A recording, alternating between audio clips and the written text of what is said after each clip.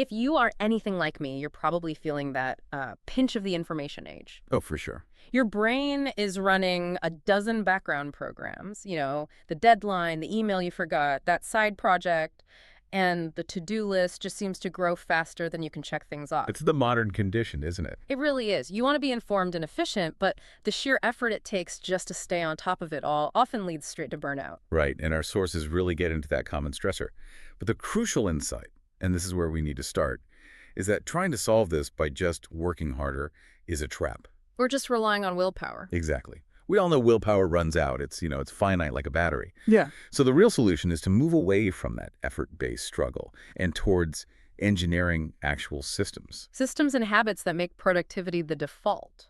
That's it. Okay, let's unpack this. We're going to use this stack of sources to build a kind of tactical toolkit, a blueprint for systemic discipline that basically bypasses the need for raw willpower. We're talking about everything from these intense short-term sprint methodologies all the way down to 60-second micro resets you can do at your desk. And our mission here is to show you how to find those tiny inputs that create just massive outputs. Yeah. It's about being an architect of your time, not just a frantic laborer. I like that, an architect of your time. Let's dive in. Okay, let's start with the big one, time. It's scarce. When you strip away sleep, eating, family time, all the basic human stuff, you realistically only have maybe 60 to 70 hours of awake work time in a week. At best, yeah. That is a very tight runway if you've got big goals. So trying to apply 100% effort to 100% of your tasks just guarantees failure. The focus has to be surgical. Surgical is the perfect word, and that raises the big question for you. How do you identify the tasks that actually move the needle? Right, because most people just tackle what's easier, what's screaming the loudest. Which is a massive productivity killer. The fundamental framework to get past this is the Pareto Principle. You probably know it as the 80-20 rule. I know the 80-20 rule gets tossed around a lot, especially in business, but let's bring it down to earth. What does it actually tell us about personal effort? Well, it's really just an observation that roughly 80% of your valuable outcomes, your results, they typically come from only 20% of your inputs, your effort. An unequal distribution. Exactly. So, if you're a writer, maybe 80% of your income comes from 20% of your clients. And if you're aiming for that 2 times output boost we mentioned, you have to realize that 80% of that result is going to come from just 20% of your work. So the goal isn't to work harder on everything. It's to audit your work and consciously pick the high impact stuff over just, staying busy. But how do you find your 20%? Where do you start? You have to ask some diagnostic questions. Look back at the last, say, 3 weeks. What 10 tasks did you spend the most time on? Now, be honest. Which 2 of those generated 80% of your progress or your income or your recognition? And those 2 are your high-impact tasks, your HITs. That's them. That process shows you the few things that if you stop doing them, everything would just grind to a halt. Okay, so once you've found those HITs, you have to protect them. And that's where they become MITs. Most important tasks. I like the commitment here. The idea is you select only 1 to 3 of these MITs each day and you tackle them first. It's the whole eat the frog technique. Get the hardest, most crucial job done before the day can throw distractions at you. Yeah. And that right there, that's a system. You're creating a daily win just by completing your MIT. But choosing those priorities is the hard part because everything feels urgent. It does. And this is where we bring in another tool for that triage, the Eisenhower Matrix. Yes, the Matrix gives you instant clarity. It forces you to categorize every single task based on 2 things, importance and urgency. Okay, so what are the categories? You've got the crisis zone, important and urgent, do it now. Then you have the strategic zone, important but not urgent. This is where your best work lives, your MITs. You schedule these. Got it. Then the third quadrant is the distraction zone, urgent but not important. These are interruptions, most emails, meetings, that they don't really move your goals forward. But they feel time sensitive. Exactly. And finally, the elimination zone, not important and not urgent. Just drop these entirely. That third quadrant, urgent but not important, that's what trips everyone up. An email thread explodes and you feel this pull to jump in, even if it doesn't matter. Right. But you have to understand that urgency is usually a sign of someone else's priorities, not yours. So what do you do with those things? If you can't delegate them, you have to batch them. Don't check email constantly. Yeah. Block 30 minutes in the afternoon to deal with all of it at once. That protects the really crucial work in your strategic zone. And that protection is the leverage. That's the leverage. So We've figured out what to do our HITs and MITs. Now we shift to when and how to do it. Okay. And we have to face a biological reality here. Data shows that the first 2 hours of your workday are empirically the best for tough, crucial jobs. Your peak cognitive energy periods. Right. So you should be scheduling your MITs to match those peak times. Just doing that can improve your completion rates by over 25%. And the ultimate tool for protecting that peak time is time blocking. This is where you divide your entire day into fixed blocks, and each block is for one specific task. It sounds rigid, but it works. I saw an estimate that a 40-hour time-blocked week produces the same output as a 60-plus hour unstructured week. That's getting 20 hours of your life back. It works because it forces you to be accountable. But the rules are pretty severe. Lay them on me. Okay, first, you focus only on the task for that block. No switching, no phone. Second, if a task isn't finished when the block ends, you stop. You do not extend the block. Oh, that's tough. It is, but you have to. You move the rest of the work to a future block. It prevents that time slippage that ruins your whole day's structure. But okay, let's introduce some friction. Time blocking sounds great until a client calls with a real emergency. Doesn't that rigid structure just collapse? That's a critical point, and the sources account for it. You have to build in structured flexibility. You proactively time block for interruptions. You literally schedule a 30-minute block called buffer or admin where you handle fires. Oh, And if a real crisis hits outside that block, fine, you deal with it. But the rule is you immediately reblock the work that was interrupted.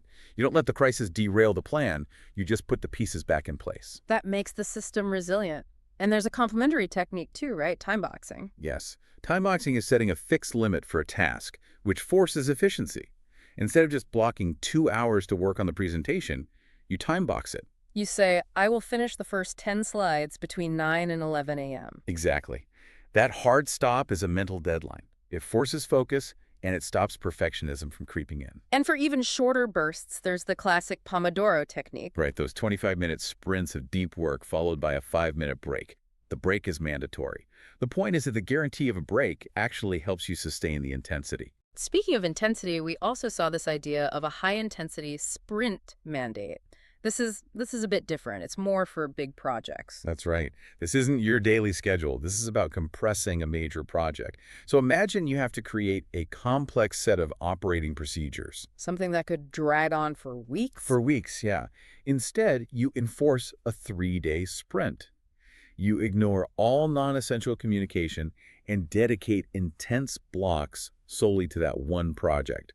You compress the timeline to force high-velocity execution and just destroy procrastination. So we've covered prioritizing and executing. Now we have to talk about measuring the results. Because none of this matters without clear objectives. Absolutely. And this brings us to the SMART framework for goals. They have to be specific, measurable, achievable, relevant, and time-bound. You need that destination before you can even start measuring. You do. And once you have that SMART goal, you need to understand how to track your progress. This is where most people get it backwards, because they don't separate two very different types of metrics. Leading and lagging indicators. Leading and lagging, yes. Okay, so let's establish the difference. Why is focusing on one over the other such a big deal? So lagging indicators are outputs. They measure things that have already happened. They're retrospective, historical. Like your final profit number or your grade on an exam? Exactly. Or finish the 50-page technical paper. By the time you measure a lagging indicator, it's too late to change anything. It's the score on the board after the game's over. So lagging indicators tell you where you've been, but they don't help you win the next game. What about leading indicators? Leading indicators predict future performance. They are inputs. They measure the daily, controllable behaviors that you can influence in real time. And in a personal context, these are the daily habits, the things we choose to do. Give us a clear example. Let's stick with that goal. Finish the 50-page technical paper. That's the lagging indicator. Your leading indicators are the inputs you can control today. So things like block 3 hours for focused writing? Or read and summarize one research article. Those are the things you can actually do and measure right now. Okay, so the big strategic shift here is to basically treat the leading indicators as your primary daily goal. Yes. You stop obsessing over the final outcome, which you can't directly control, and you get ruthless about flawlessly executing the inputs, which you can. Exactly. You're building a system that empirically predicts success. If you know that doing 3 hours of focused work every day for 2 weeks We'll get the paper written, then the only thing you need to worry about is hitting that 3-hour target. And if you see a dip in your leading metric, you can fix it immediately before it becomes a problem down the line. You can solve the input issue right away. That's the power of it. But that focus on flawless execution, it sounds intense, Yeah. which brings up the next crucial piece, energy. Mm-hmm. High-intensity focus burns through your cognitive reserves. You can have the perfect schedule, but if you burn out on day 3, the whole system just collapses. So how do we manage energy, not just time? We have to understand the brain's natural cycles. We aren't designed for 8 hours of continuous focus. The brain works in these 90-minute ultradian rhythms. Cycles of high focus, then a natural dip. Right, and if you ignore that dip, you get fatigue, you make mistakes. So sustained productivity means proactively managing your energy to work with that rhythm, not against it. And this starts with your environment, right? Cueing your brain for focus. Precisely. First, your physical space. Maximize natural light. Use little tricks like scent triggers, a citrus or peppermint diffuser can actually enhance alertness. And what about boundaries, especially for remote work? You need rituals. Create a fake commute by walking around the block before you start work. Have a shutdown routine. I know it sounds a little silly, but these rituals are key to separating your professional mind from your personal space. I love that. And that's where these micro-recovery techniques come in. Brief, 2 to 5 minute pauses that align with those 90-minute cycles. And they aren't distractions. They're performance enhancers. They counteract the stress hormones that build up during focused work. Okay, so give us some specifics. What are these protocols? When you feel stress peaking, you need a physiological reset. Try the 4-7-8 breathing reset. Inhale for 4 counts, hold for 7, exhale for 8. And that actually works. Just 3 cycles in 60 seconds actively calms your nervous system and reduces cortisol. It literally changes your body's chemistry. Wow. And what about digital eye strain? I think everyone listening feels that. For that, you use the 20-20-20 eye relief method. Research shows it can reduce eye fatigue by nearly 70%. So every 20 minutes, you look at something 20 feet away for 20 seconds. Simple, effective, and it prevents that mental fog from screen fatigue. Okay, and what if you're just stuck in a worry loop, your thoughts are racing? That's when you use the 5-sense grounding exercise. Pause. Notice 5 things you can see, 4 things you can touch, 3 you can hear, 2 you can smell, and 1 thing you can taste. It pulls your mind back to the present moment. Forcefully, it breaks that anxiety loop. And finally, movement. Don't neglect it. A quick desk stretch, a mini dance break, anything to improve circulation and release endorphins. These small movements are the difference between finishing the day exhausted and finishing it energized. These techniques are critical. They shift you from just enduring discomfort to proactively replenishing your energy. You're managing your resources. You're preventing the cognitive crashes that derail your whole schedule. So when we put it all together, what's the big takeaway? True, sustainable productivity. It isn't about grinding harder. Wow. It's about an intelligent shift from struggling against your limits to engineering these disciplined, resilient systems for everything. Prioritization, execution, and self-care.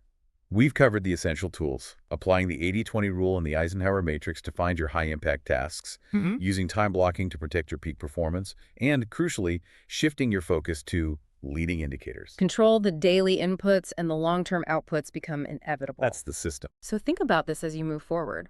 Willpower is finite, but habits are automatic. We know it takes about 21 days to form a new habit. So if you chose just one of your daily leading indicators, that 1 hour of time-blocked, focused work, and you executed it flawlessly for 3 weeks, how much of your biggest long-term goal would suddenly become completely effortless? That's the power of the system.